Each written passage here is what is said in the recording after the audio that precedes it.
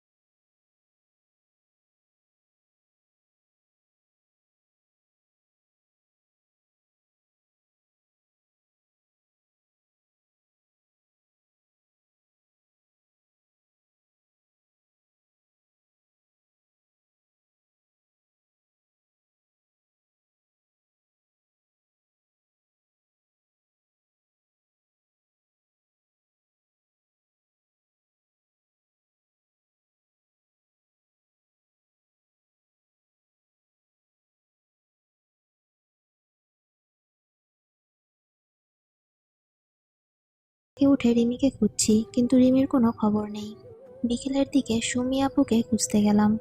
সুমি আপু তার বাচ্চাকে কি যেন খাওয়াচ্ছিল। আপু আসবো? আমি, আরে আসিফ, আয়। তোর কি আবার অনুমতি নিতে হয় নাকি? সুমি আপু, তা অবশ্য ঠিক, কিন্তু কেন জানি এই বাড়িটা পরপর হয়ে গেছে।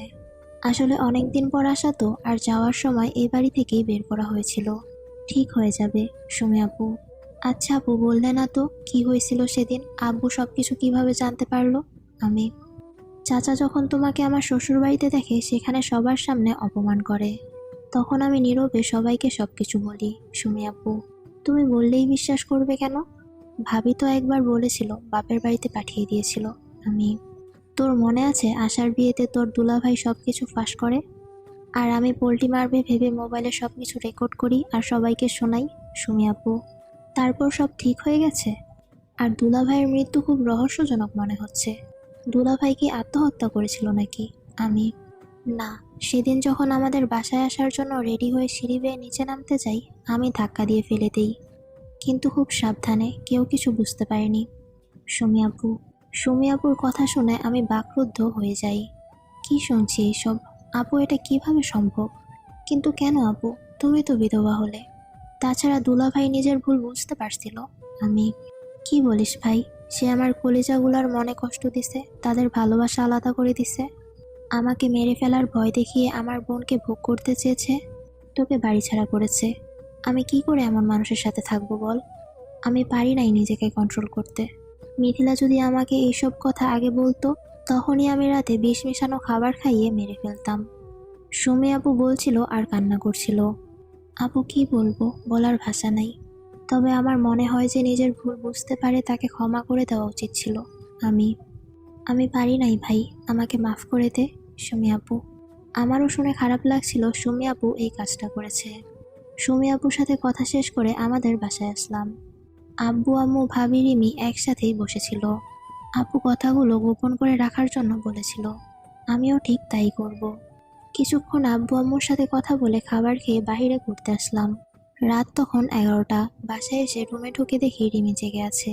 এই রে, আজ বুঝি কিছু একটা হয়ে যাবে। কই ছিলে?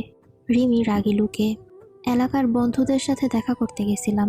আমি, দেখা করতে 3 ঘন্টা লাগে? রিমি, না, অনেকদিন পর দেখা তো, তাই আড্ডা করছিলাম কিছুক্ষণ। আমি, ঘরে একলা বউ রেখে তুমি সারা রাত আড্ডা দিবে, ভালো তো, এখনই এত অবহেলা। আর কিছুদিন পর তো আমার কথা মনেই থাকবে না। রিমি, অনেক রেগে আছে। আচ্ছা, কথা দিচ্ছি আর এমন হবে না, প্রমিস। কানে ধরে, ওকে, ঘুমাতে যাও। রিমি, আমি খুশিতে আমার লক্ষ্মী বউ বলে বিছানায় শুয়ে পড়লাম।